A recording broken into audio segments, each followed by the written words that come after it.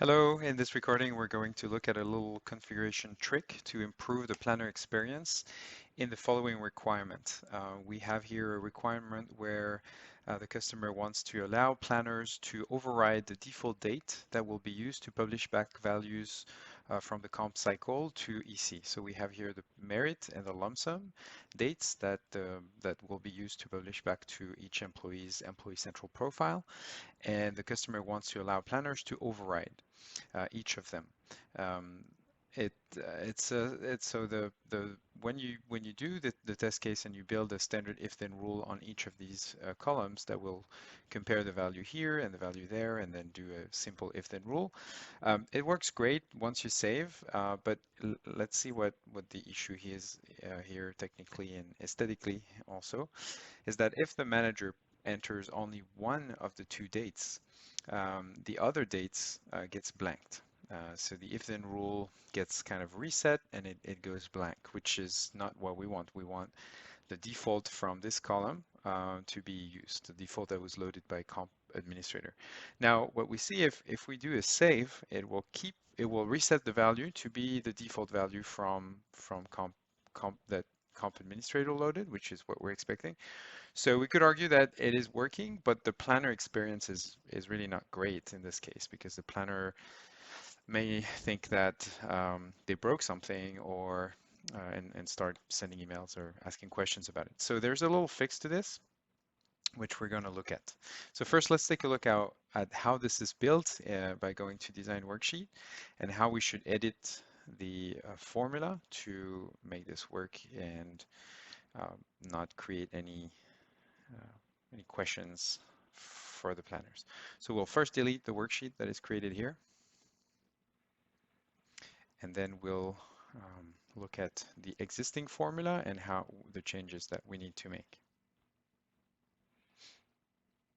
So here, let's look at the publish date that will be used for merit.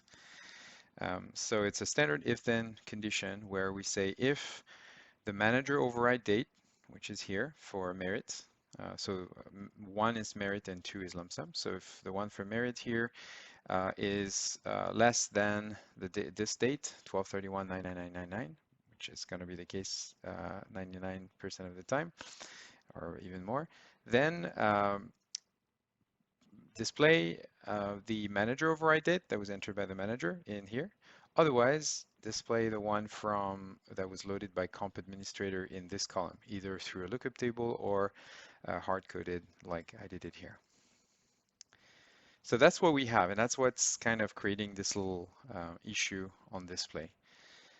So how to fix this? So I've got the formulas here that I worked on today. So I'm going to copy paste them in each, and then we'll walk through them. So here, paste, and same for lump sum.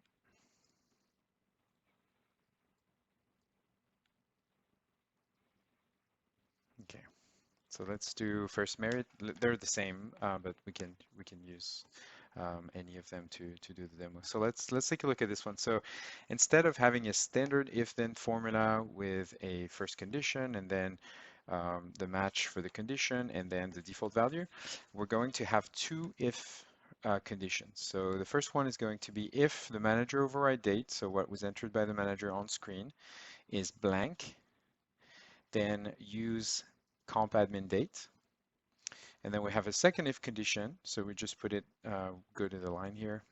And then second if then condition, which is similar to what we already had, where we say, you know, if it's less than 12/31/999, then also give me the manager override date.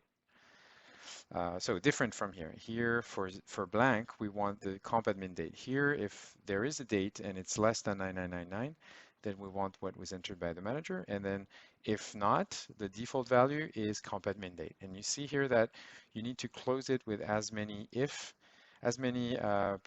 parentheses sign as there are if in the formula.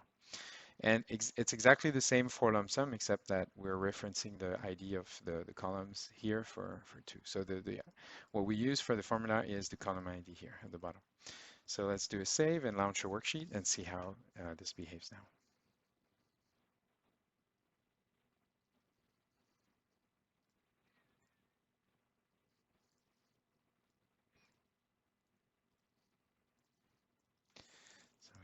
launch for Michael Pittman.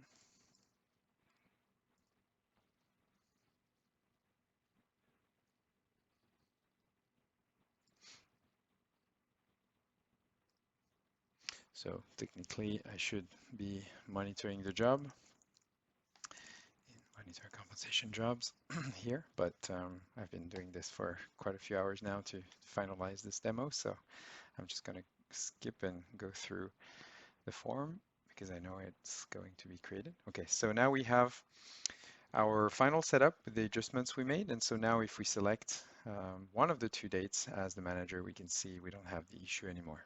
And so same if we select the second date, we don't have the issue anymore, and it saves correctly. So this blank issue that was showing is not showing here anymore.